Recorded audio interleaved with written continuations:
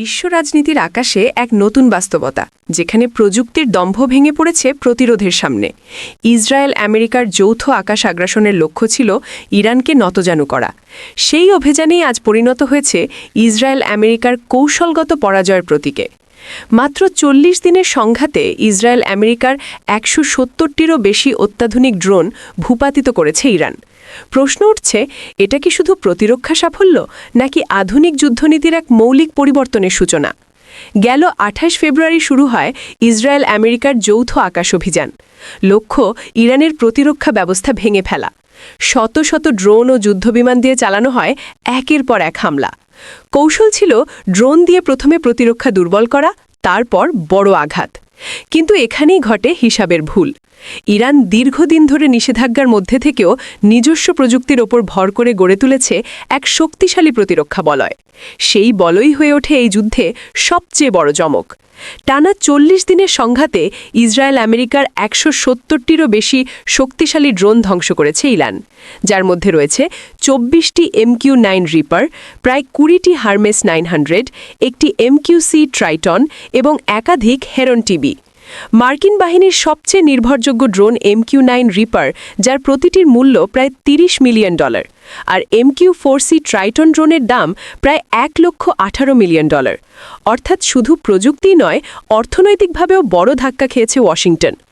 আঘাত এসেছে কৌশলগতভাবেও, কারণ এই ড্রোনগুলোই ছিল নজরদারি ও টার্গেটিংয়ের মূল ভিত্তি। এই ক্ষতির ফলে আমেরিকার গোয়েন্দা সক্ষমতা মারাত্মকভাবে দুর্বল হয়ে পড়েছে। ইসরায়েলের ক্ষেত্রে ক্ষতি আরও গুরুতর। হারমেস 900, যা দীর্ঘ সময় আকাশে থেকে নজরদারি চালায়, সেই ড্রোনই হয়ে উঠেছে ইরানের সবচেয়ে বড় টার্গেট। ইরানের দাবি, হারমেস 900 সিরিজের বড় অংশই ধ্বংস হয়েছে।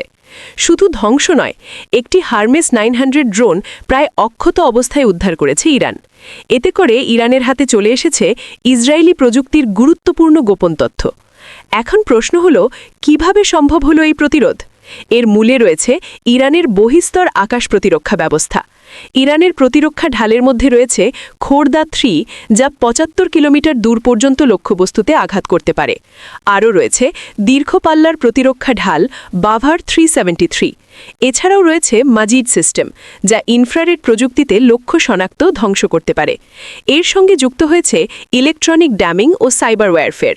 ফলে শুধু মিসাইল নয়, ড্রোনগুলোকে অন্ধ, বিভ্রান্ত, এমনকি নিয়ন্ত্রণহীন করে দেওয়া সম্ভব হয়েছে।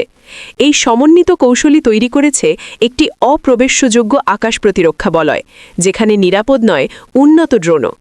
এই যুদ্ধ দেখিয়ে দিয়েছে ইসরায়েল আমেরিকার শক্তিশালী ড্রোন আর ঝুঁকিমুক্ত অস্ত্র নয়, বরং সঠিক প্রতিরক্ষার সামনে এগুলো সহজেই ধ্বংসযোগ্য।